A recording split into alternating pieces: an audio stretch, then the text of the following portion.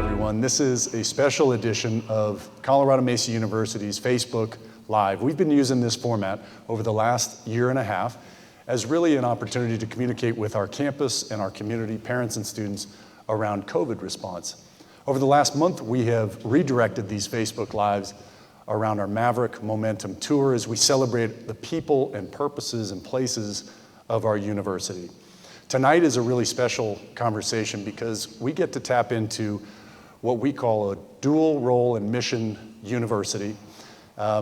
For some time, we have been a dual role and mission university, and this may be something that comes up more frequently, has become more vogue, but for us, this is a categorization of our institution that's 40 years in the making. And what it means is that in addition to a selective regional public university, we also maintain a community college, a career, technical, and vocational programs here at CMU. Because the reality is that when you're 250 miles from everyone, you've got to be able to serve everyone right here.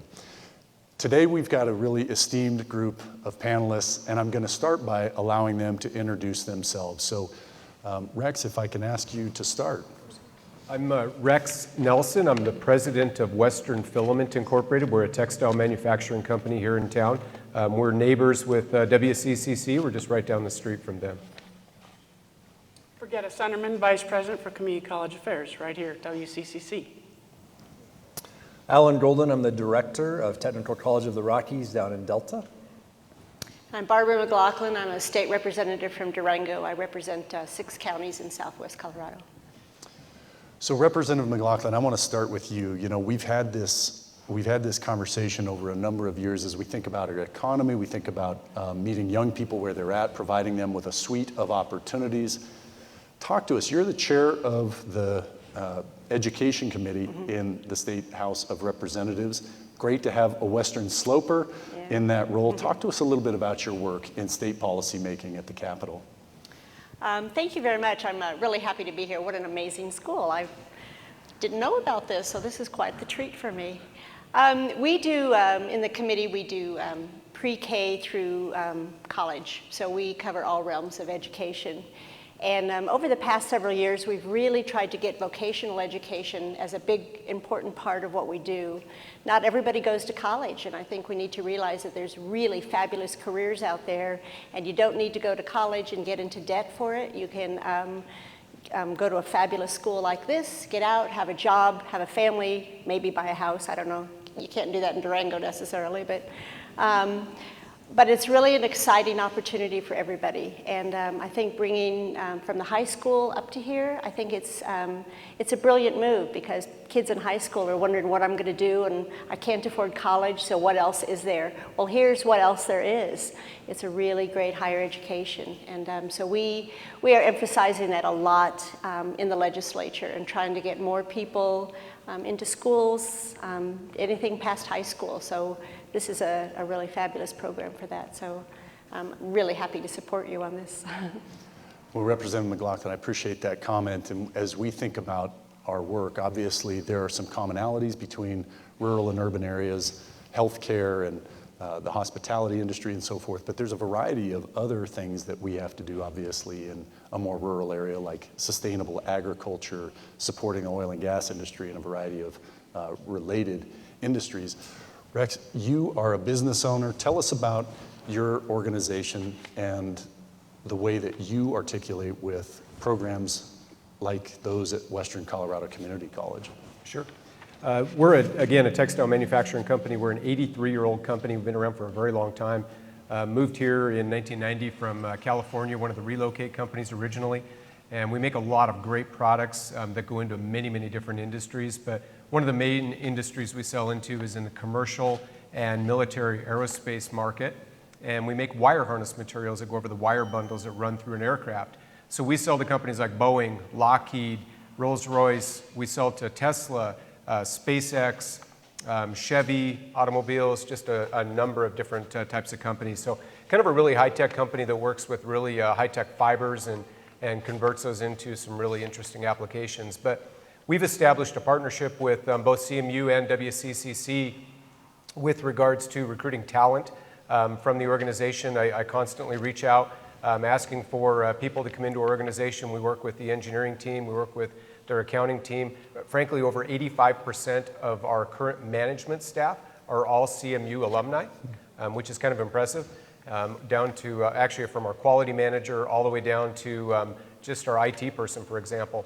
So we have a great partnership with WCCC, and we continue to expand upon that through internships and bringing people in through various different types of programs and opportunities that we have within our company. Rex, you chatted about partnerships, and Representative McLaughlin, you talked about this idea of the high school transition into university and post-secondary. Brigitta, talk to us a little bit about some of the partnerships that you've been forging with high schools and how we're trying to identify ways to help students at a younger age see themselves in hands-on career and technical education. Well, thanks, John.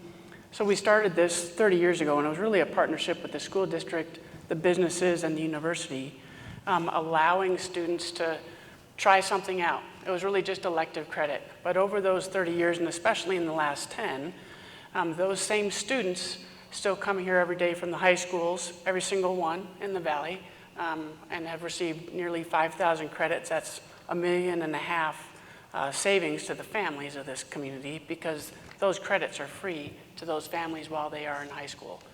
And we've done that with the high schools. We're doing it with Concurrent and now with the Mobile Learning Lab. You know, Alan, you obviously help in a neighboring town, but in a place like Western Colorado, nothing gets done without partnerships. Talk about a little of the work that you're doing up in Delta, Technical College of the Rockies, and the suite of offerings that you're able to offer students up there. Yeah, President Marshall, thank you, first of all, for the invitation. It's great to be here. Great to take part in this wonderful tour.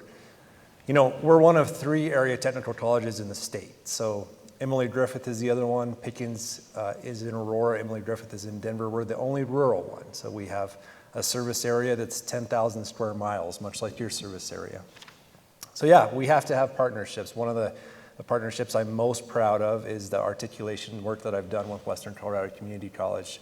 And that really allows our students to go through our programs and then come right up here and take their credits and apply them towards an associate's degree, which is pretty powerful.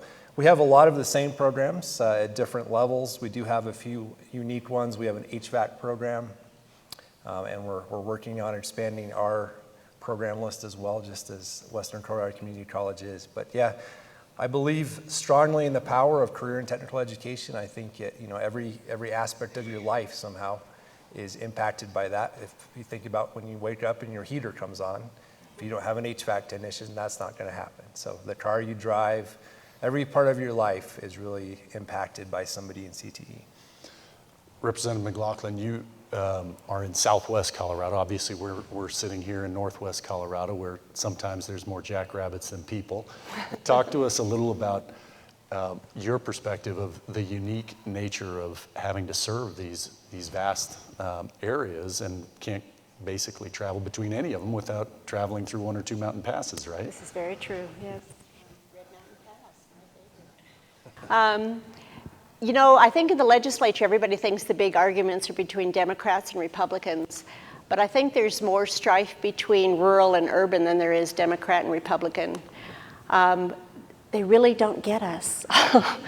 They have, you know, for instance, I represent 6 counties, and I have friends in Denver who represent 10 blocks, and it's the same population in there. And they go, God, it took me 45 minutes to get across town. I'm like, oh my God, I take 5 hours to get to the other end of my district. So we need to stick together and see what jobs are here, how we keep people here, how we create industry, and not jobs necessarily, but careers. We really want people to stay here and love it here. And, you know, with agriculture is a huge part of Colorado. And everybody says, well, if you're going to complain, why don't you just move up to Denver? And I'm like, I'm not complaining, but why don't you move down here if you want to eat? And then they're like, oh, well, there's that, isn't there? So I really love emphasizing the need on the Western Slope and in rural Colorado to get this work done and to train our students and to give them good careers, that they're happy.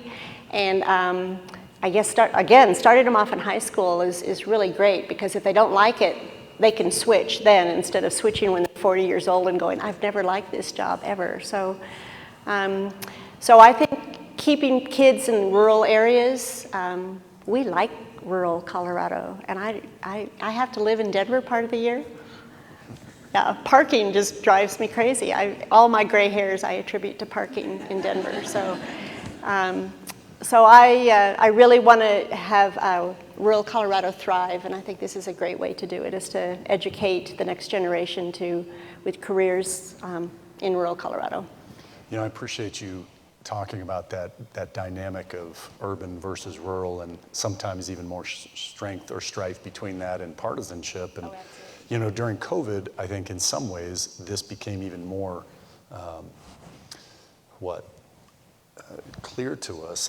And you know, we chat about this idea of having to reach small populations across the different, you know, mountain passes and difficult geography that we have to navigate.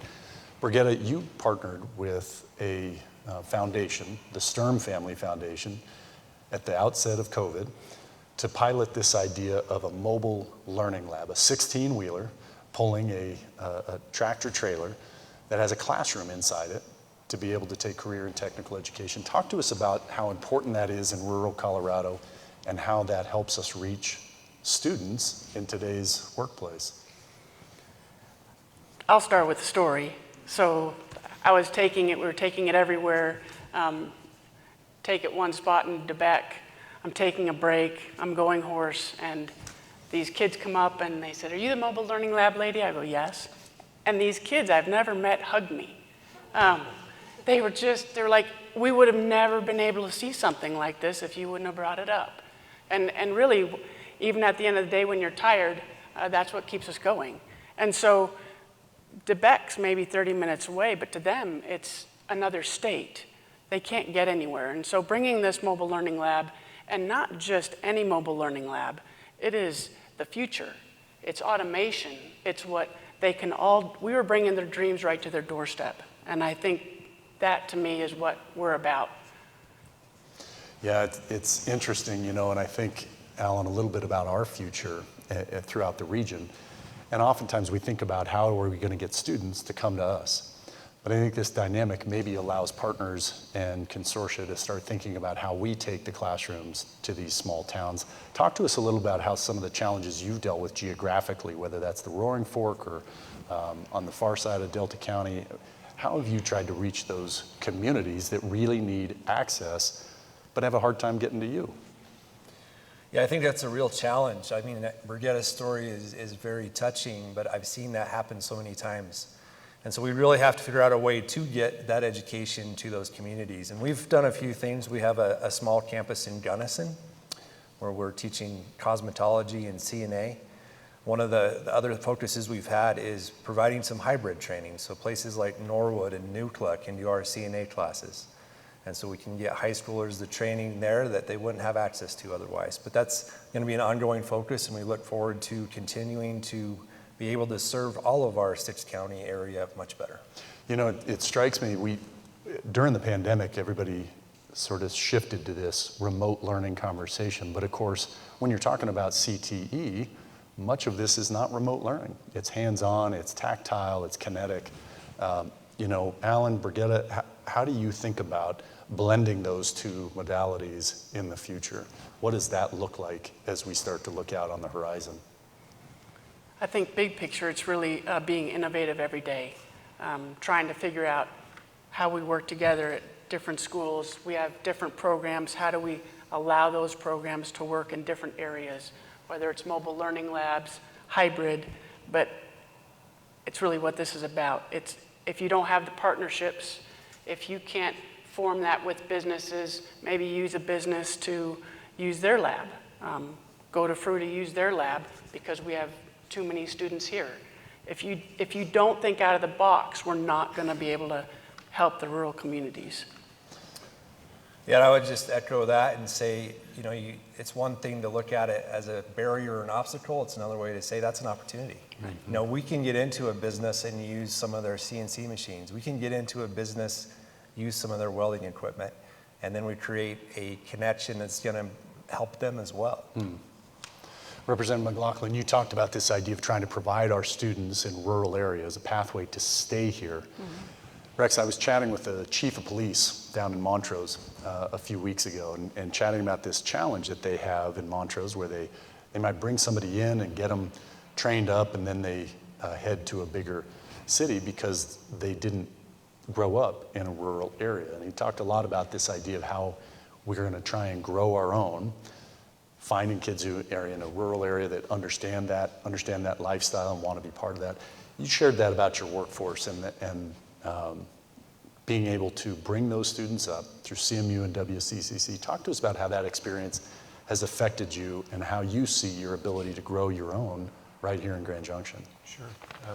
First of all, you didn't mention my name when you spoke of the chief of police, did you? From Montrose. I left that out, actually.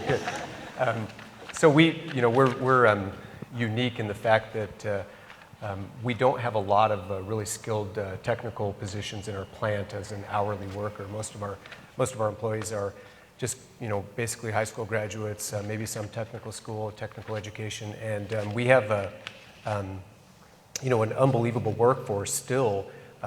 Pulling in from various different local areas and pulling in from the community college as well, pulling in from some people from CMU. But it is extremely frustrating when we bring people in and they do get trained and then they go someplace else, they go to the big city or something of that nature and move on. We try to do everything we possibly can to retain people within the factory. And by doing that, we also reach out to WCCC. We try to work with them with regards to further educating them, investing in their future as well, and then trying to retain those employees for a longer period of time. Well, we sit here today in this beautiful campus. Prior to this conversation, we all had the benefit of getting to walk around and seeing our students in action. The vibrancy of these programs, whether it's agriculture, whether it's law enforcement, first responders, winemaking, and all the rest, lines and so forth. And it just strikes me, Brigitte, that in this audience today are students who are not just adding to the vibrancy of our economy, but adding to the vibrancy of our community. The roles, the services, the support we need in this community are being developed right here. And so worth reflecting on the amazing work that's happening right under our nose. So I want to thank all the students and instructors and others that are here in this audience. And with that, I want to open it up. We've got a great studio audience with us today, and open it up. We've got a few minutes available for questions that we want to make available. Nina, you want to start us off? My name is Nina Anderson. I own Express Employment here in Grand Junction, and I have an office in Montrose. Seeing how this program has moved so far in the last 10 years is really amazing. So thank you for all you're doing. But in the workforce, we're having a really hard time finding employees. Are you finding that recruiting students is as difficult as it is recruiting workforce? Do you guys want to take a stab at that? Yeah, I can speak to that first. I think students at TCR, we've had great numbers for enrollment. We're continuing to see wait lists in most of our programs. I think there is a little bit of a lag between getting everybody trained and getting them into the workforce. And then also making sure that we have the correct training to get them into the jobs that are out there. But I do think in general, our numbers are great. I think we're seeing a great generation of future workers coming through our doors. Brigitte, would you say the same? I agree. I mean, our numbers have been growing. I think part of that also has to do with the depth of how we're reaching out to students. It's not just technical scholars, but pathways in technology, so students can actually get an associate's while they're still in high school. We had 1,500 registrations in 100 different summer camps. So at the very least, a middle schooler knows what they don't want to do for the rest of their life. And that's a big deal, right? And most of our students took 4 or 5 different summer camps. So you may not want to be a chef, but maybe you want to be an aviator. And I think over the last 10 years, deepening that to the middle school level and getting them excited has been a huge push in our success the last few years.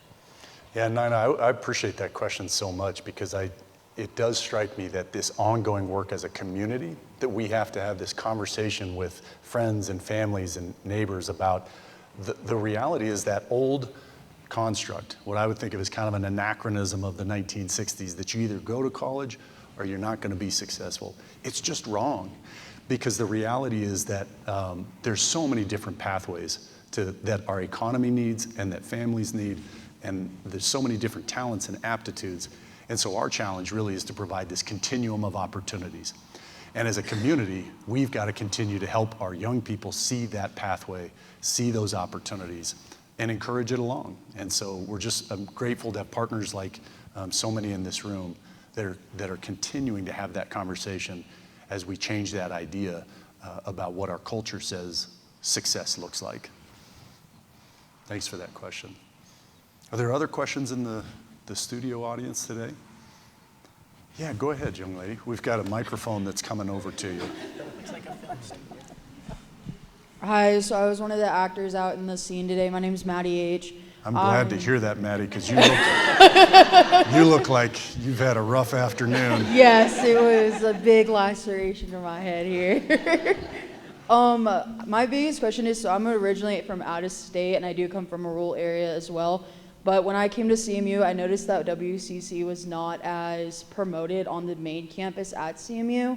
And I really found my home at WCC. So I've kind of switched my roles into coming to WCC more rather than staying on campus. How do you plan on helping bridge that gap more and more as we continue to grow as a university?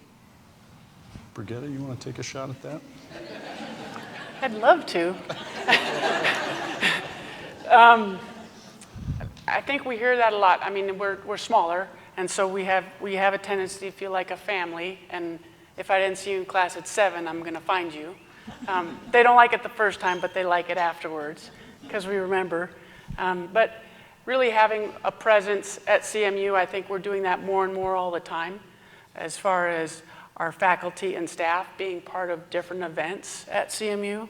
I think we've been growing that over the last couple of years, but to your point, I think we can always do better, and maybe have a car show over there, and maybe do some of the tours we do in a smaller fashion at CMU as well. So thank you for that. Maddie, I'd also just reflect on the fact that most of us are sort of acculturated to think of you're either a university or a community college, and when you're either fish or fowl, most folks aren't used to this idea of a university that can span those things. And so I think that's part of our challenge, is continuing to tell our story, the vibrancy of what we offer to all different students. And I'm so thrilled to hear that you found your home here out at the Bishop campus in WCCC.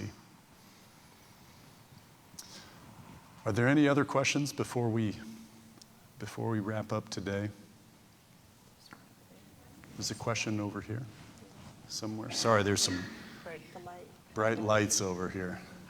Just a point on the combined university. I know for our program in land surveying and geomatics, it's a big selling point to say that we're a division of CMU.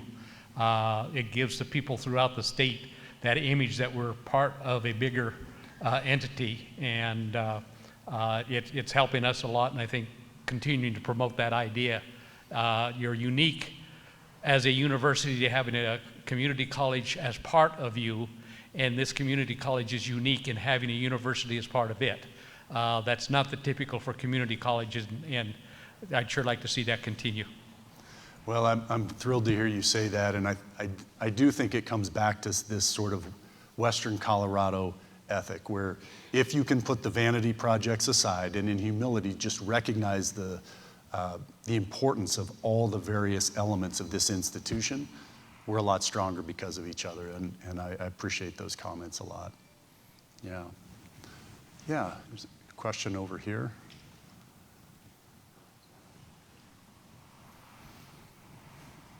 How can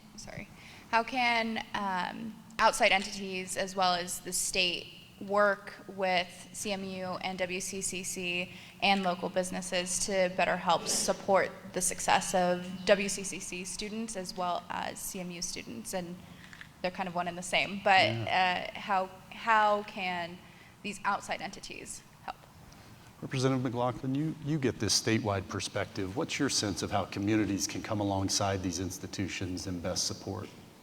I think a lot of it's education. I think people think that community colleges are small towns, but not necessarily rural. They're just regular classes, but they're smaller. I'm not sure that we see this kind of school that often. You know, that it is not the four-year college per se, but it's incredible training. And I think we need to advertise that more. I think we need to promote it, that there's opportunities that are already here. You don't need to just go graduate from high school and maybe do an internship and hope for the best that you get a job with that place. I think there's a lot of training that goes with it, and there's, I think when you have that knowledge and you've been able to choose what you want to do, if you don't like one thing, you can go to another here. I think it's just an education of what we need, and it kind of goes back to the wounded woman's, her comment over there, and I'm really sorry about that. But I think we need to promote it more, and I think we need to educate people as to what a gift this is to the Western Slope and how we need to promote it more. And incidentally, the legislature will be considering funding for higher ed here in a few months, so there's that. There's that, yes, always. Are there other questions? We've got one more over here, looks like. I think we've got time for one more. Looks like you were in the same car wreck. Yeah, I was deceased. So I'm Kelsey. I'm from near Pueblo, so I don't want to take away from the fact that community college can be an amazing thing, because I was a concurrent student who graduated with my associates. So with that, you put a lot of emphasis in like the high school. What about the individuals who are like older, or for example, some of the people in our community who may be homeless or without jobs? How can we better bridge that gap to maybe give them an opportunity similar to the high school students, because funding is hard and that's really difficult. So it'd be nice to see like us partner with groups where we can maybe bring that to individuals who don't have that opportunity. I love that question. Brigitte, I wonder if we might share some about the Finish It grants, some of the work that COSI and some other scholarships have allowed for adult learners who maybe have some college or ready for reskilling, upskilling, or next skilling. I just couldn't stop looking at Stephanie as you were asking that question. She does our COSI grants. We call them the what if. Basically, what if you didn't have any barriers? What if you had the money to go to college? There's also monies available for, maybe you can have money for tuition, but then you still need to put food on the table. So we have funding for that as well. And Stephanie, if you'd raise your hand. Stephanie is the one to talk to, or you can really contact any of us as well. But we do have some funding out there, and maybe we need to get it out there a little bit more on social media or something so that more people are aware of it. Well, I just so appreciate that question. I have one thing to add. Two things, I guess. We've passed a couple bills. One was 2 years ago, I think, and it was for people who graduated from high school and just thought, I'll never go to college, I can't afford it, it's not interesting to me. But they did do a lot of work. They got some certifications along the way. And this bill allows them now to get college credit for that work, so that if they do want to go back to college, they will have a lot of credits already just for their workforce experience. So we thought that was a good way to do it. There's another one that if you've gone to 2 years of college and you just dropped out, COVID or whatever, you can get an associate's degree with those 2 years, even though you were going for a 4-year school before. So it kind of ends the education and they can start again on that. So it doesn't answer necessarily the homeless question, but it addresses part of that group that you're talking about. Appreciate that very much. Well, I want to thank everybody for being here. Those of you streaming online, thank you for tuning in to this conversation. We're so grateful to be able to have this conversation and celebrate the jewel that is Western Colorado Community College and the partnerships that we have throughout the region. So thank you to my panelists, thank you to those of you in the audience, and we'll see you next time.